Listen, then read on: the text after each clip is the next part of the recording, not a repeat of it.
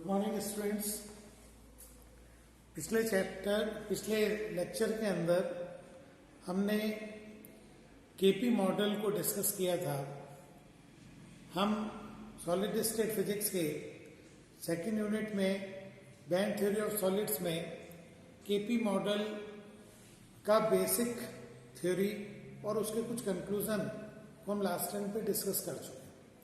मैंने यहाँ सामने ब्रीफ में लिखा है, हमने केपी मॉडल जो हमने एनर्जी बैंड्स के लिए निकाला, उसमें एक सबसे इंपॉर्टेंट इक्वेशन आई P sin alpha A upon alpha A plus cos alpha A should be equal to cos के ए।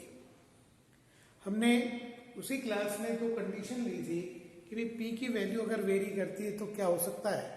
P की वैल्यू जब जीरो होती है तो हमने निकाला था कि एनर्जी बैंड्स में जो इलेक्ट्रॉन की एनर्जी है वो h cross square k square by 2m आ रही है, जो जस्ट लाइक फ्री इलेक्ट्रॉन की एनर्जी है।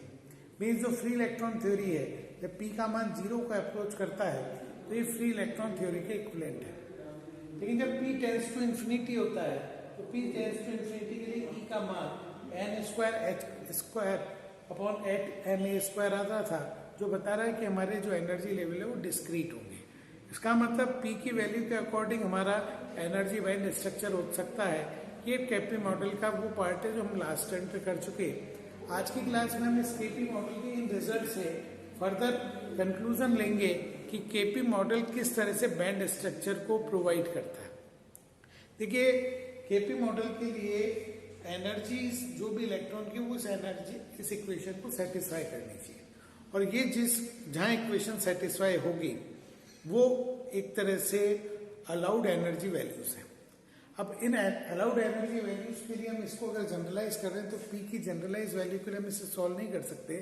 तो हमने P की वैल्यू 3π/2 लेकर एक ग्राफ ड्रॉ किया कि P की वैल्यू वर्सेस k अल्फा ए में मैंने एक ग्राफ ड्रॉ किया। तो अब इस ग्राफ पे जब हम वर्कआउट करते हैं तो हमें एक बात क्लियर है कि इस पूरी इक्वेशन में P की वैल्यू हमने ले ली। अब अल्फा ए का वेरिएशन हो रहा है तो यहाँ जो भी वैल्यू आ रही है वही अलाउड वैल्यूज होंगी जो कॉस के ए के इक्विवेलेंट है, और कॉस के ए की वैल्यू +1 और -1 के इक्वल है। यानी ये एप्लीकेबल P हमने ले लिया 3π/2। अल्फा ए का वेरिएशन हो सकता है, उस वेरिएशन से ये मान हो सकता है 1 से ग्रेटर हो या -1 से लेस हो, तो वो वैल्यू अलाउड ही नहीं है, क्योंकि हमारी ये इक्वेशन तभी सेटिस्फाइड होगी जब ये कॉस के ए के इक्वल हो और कॉस का मान +1 और -1 की रेंज में रहता है। मींस अगर इस ग्राफ में देखें तो हमारे पास अलाउड बैंड लिमिट्स वो हैं जहां पर कॉस के का मान +1 और -1 के लिमिट में है। इट्स मीन अगर इस ग्राफ में देखें तो जो +1 और -1 की रेंज है वही रेंज यहाँ पर इसकी अलाउड स्टेट है। तो अगर हम इस तरह से देखें तो ये वाला बैंड मेरा अलाउड हो जाएगा और ये मेरा फॉरबिडन हो जाएगा। जहां पर भी P का मान +1 से ज्यादा या -1 से कम आ रहा है, यानी जैसे ये रेंज है या ये रेंज आएगी, जहां पर इसका मान +1 से ज्यादा है, मीन्स हमारे पास इस पूरी इक्वेशन का मान P sin alpha A upon alpha A plus cos alpha A का मान 1 से ज्यादा है, तो ये अलाउड स्टेट नहीं है। यहाँ पर ये जो रेंज है अल्फा ए की, ये वो वैल्यूज हैं जो हमारे लिए अलाउड नहीं है। ऐसे ही मान लीजिए ये वैल्यू -1 से कम हो गई तो ये रेंज हमारे लिए अलाउड नहीं है।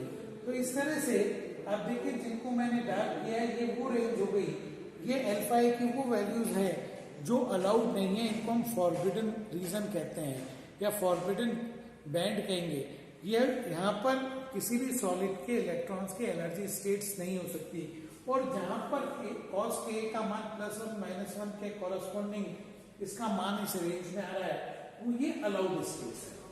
तो हमारे पास अलाउड रीजन मैंने इस ग्राफ से अपन समझ सकते हैं कि जहां पर भी P sin alpha upon alpha A plus cos alpha A का मान +1 और -1 की रेंज में है, वो रेंज अलाउड है। और जहां पर भी इसका मान +1 और -1 से या तो लेस है या +1 से ज्यादा है, तो वो फॉरबिडन रीजन है। मीन्स मैथमेटिकल वो वैल्यूज आ रही है, ग्राफ पे वो रिप्रेजेंट भी किया है, ये रीजन शो किया है, लेकिन ये वो रीजन है कि इन अल्फा ए के वो उन मानों के लिए यहाँ ये एग्जिस्ट नहीं करेंगे, यानी एनर्जी स्टेट नहीं है। तो इस तरह से केपी मॉडल हमें फॉरबिडन रीजन और साथ में अलाउड रीजन का कंसेप्ट देता है। यहाँ से साफ होता है कि जो अलाउड रेंज है वो क्या होगी, cos k is equal two plus minus 1, यानी k का मान बाउंड्री लिमिट में n पाई, और उससे हम एनर्जी की वैल्यू निकालते हैं। इस तरह से हमारे पास अलाउड बैंड्स की लिमिट्स आ गई कि हमारे जो अलाउड रीजन है वो ये होंगे। ये बैंड की वो लिमिट है जहां पर एनर्जी बैंड अलाउड है। अगर देखें तो कोरस्पॉन्डिंगली एक अलाउड रीजन, एक forbidden, allowed, forbidden, allowed, forbidden, तो हमारे पास ये एनर्जी बैंड्स हैं जो कुछ रेंज तक अलाउड है, फिर फॉरबिडन है। इन सबकी वैल्यू इस पे डिपेंड कर रही है कि अल्फा ए का मान कैसे वेरी कर रहा है। जैसे जैसे अल्फा ए का मान बढ़ेगा तो हम पाएंगे कि पी का मान घटता है, और इससे हमारे इन गैप्स की वैल्यू जो विड्थ है वो बढ़ेगी। हमने दो कंडीशन पहले ही डिस्कस कर रखी है। हम देखेंगे जब P टेंड्स टू इन्फिनिटी है, डेफिनेटली ये डिस्क्रीट है, यानी जब P इन्फिनिटी को टेंड्स करता है तो उस समय ये बिल्कुल डिस्क्रीट एनर्जी स्टेट्स होती हैं, और यहाँ पर जो बैंड का शेप है वो एक लीनियर होता है, सीधी रेखा होता है, एक सिंपल लाइन होती है, यानी इसको हम एनर्जी स्टेट्स की तरह डील कर सकते हैं। P का मान ये वो कंडीशन है जब इन्फिनिटी है। वहीं दूसरी तरफ जब P का मान 0 है, P का मान 0 है, तो इस अवस्था में देखें एनर्जी बैंड का जो स्ट्रक्चर आ रहा है वो पैराबोलिक आ रहा है। यहाँ पर इस वक्त जो हमारे पास है वो बैंड E के डायग्राम एक पैराबोलिक आ रहा है, यानी कंटिन्यूअस वैल्यूज है, ये फ्री इलेक्ट्रॉन के कॉरस्पॉन्डिंग है। तो हम ये कह सकते हैं कि इस केपी मॉडल हमें एक फ्री इलेक्ट्रॉन और बैंड दोनों की बात करता है कि अगर हम P0 की तरफ जाएंगे तो P0 हमें फ्री इलेक्ट्रॉन स्टेट्स को रिप्रेजेंट करेगा, P इनफाइनाइट को जाएंगे तो बिल्कुल डिस्क्रीट लेवल्स की बात करेगा।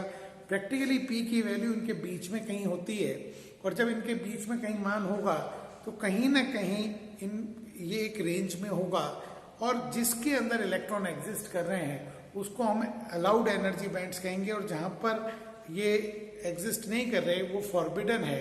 तो अलाउड वैल्यूज के बीच का जो रीजन है वो हमारा एनर्जी बैंड कहलाएगा, और जो फॉरबिडन रीजन है वो फॉरबिडन बैंड कहलाएगा। तो इस तरह से केपी मॉडल हमें एक क्वालिटेटिवली एक रेंज देता है कि हमारे एनर्जी बैंड्स कैसे होंगे। यहाँ पर ये केपी मॉडल का हमारा टॉपिक कंप्लीट होता है। Thank you.